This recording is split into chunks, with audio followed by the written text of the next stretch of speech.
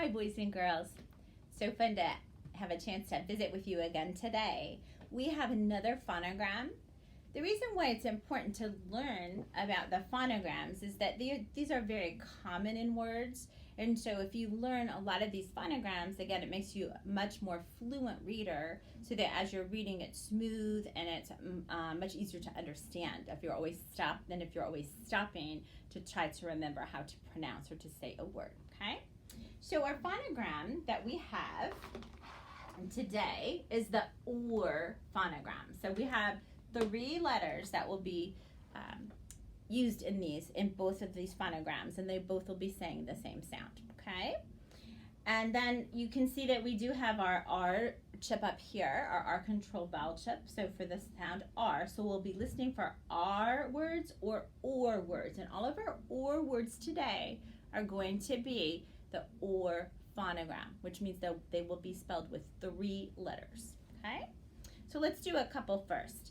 So if I were to say the word chore, chore is like a little job you might have at home, chore, like taking out the trash, okay? Let's stretch it out. Ch, or, ch, or. Really just hearing 2 sounds, but as I told you, when you hear the or today, it's the phonogram. So for the ch, we do need our digraph. So there's our ch, and then we hear or. And since I said I was only going to give you words that had or for the phonogram, our phonogram is taking up 2 spaces because there's 3 letters that will be going there for or. They're all working together. Ch, or. But if I said a word like art, art, I hear art. Is that our phonogram we're listening for today? No, because I say the R sound. I hear R, which is our R controlled, and then I hear T. I hear our consonant. Art. Okay? Art. So that does not follow our phonogram pattern. Okay? What if I said the word board? Board. Like a board game. A board game. One of my favorite board games to play is, of course, Scrabble, since it's a word board game. Okay? Let's stretch that out together. B-ord. Board. B-ord. I definitely hear ord. B-ord. This is where it's tricky because that phonogram can be in the middle. B. Remember I told you the only time I was going to give you an or word was it was going to be one of our phonograms? Okay. So there it is right there. Or. So you can have endings or consonants on the other side. Our phonograms can be in the middle. I think up until now, most of our phonograms have been at the end of a word, but a phonogram can be in the middle too. Board. Like to play a board game. Okay? This would be not a similar sound. So what if we heard the word yarn? Yarn. We knit with yarn. I hear the y, that's the consonant, but then I hear R, yarn, yarn. It does not follow our phonogram pattern, does it? Okay? All right, I think you're able to hear that difference, and it's very important. I know I say that a lot, but it is really important that when we're speaking as clearly as we can and really saying our letters together. It's also important to make sure our letters are going the right direction. Sorry about that. Okay, so listen for this one. What if I said the word shore? We don't really have many shores in Kansas. The shore as the land next to a body of water, a shore, okay? If we stretch it out, we hear sh, or, okay? So I know it's the digraph. So that's our digraph right there, sh, or. Yes, it's going to be our phonogram, okay? Shore. And as we learned with the air phonogram, there are 2 choices for the or phonogram. One is O-A-R and one is O-R-E, okay? Shore, okay? It's a memorization thing, okay? So if I were to write the word sure, I definitely, now this is different than the word sure, which has a U, okay? Okay, so this is sure. That's why I'm saying it or. So we have the SH, sh, or, and that's our phonogram, sure. I kind of wrote it right there so you can see that that's the phonogram or. Okay. If I were to write the other way with OAR, you could pronounce it that way, but it's not going to mean anything. It's not a word that means anything. Okay. How about this word? I would say store.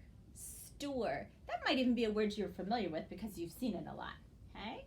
So if we stretch out store, it would be or. Okay. I bet you know which one of these is for store. Okay. If you have mapping paper, you can do this with me. But if we're going to write store, I definitely hear st and then or. Yes, you're right. It is the O-R-E. Okay, store. Okay, store. Right? Taking up two sounds. We really kind of hear just say it's one or two. I mean, you can say it's one sound, but you write it over two boxes because it's those three letters. Store. Okay? So here's another one. I think this is one I said earlier was, let's do these two. So here's the first word, chart. Art. Art. Well, that's definitely our digraph. So that's the ch over here. But the art, yeah, that's the R right there. And then I do hear a T on the end of it, art. Okay, so let's see if we can add chart on our list here. Okay, so if I have chart, I know that the CH is together, so that's ch.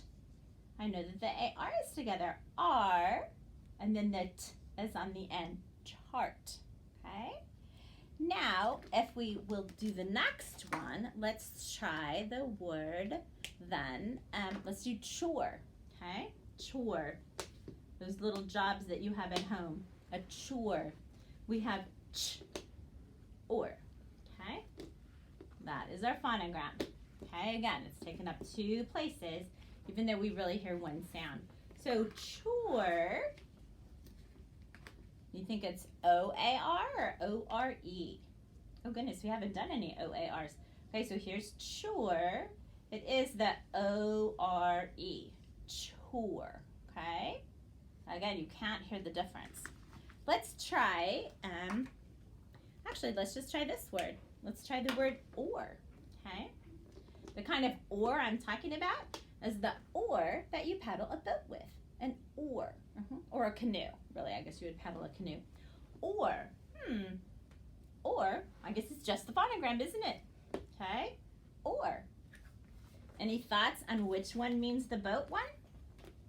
Well, when I was little, this is how I remembered it, because or, I guess I'll just put it right here, or, like the kind you use on a boat, is O-A-R, and it reminded me because the O-A in boat is how I always thought about it, or, okay?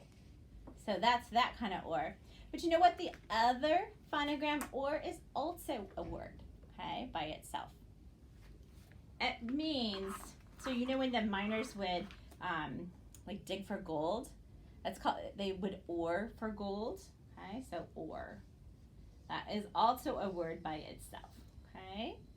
So, boys and girls, to add to your collection of things you know about words, you now have two more phonograms that you can use to read better and to spell better. Again, if you hear or, it's the phonogram, then you have a choice between O-A-R or O-R-E, and if they're on your spelling list, you will have to memorize which one of the ors it is, okay? Thanks a lot.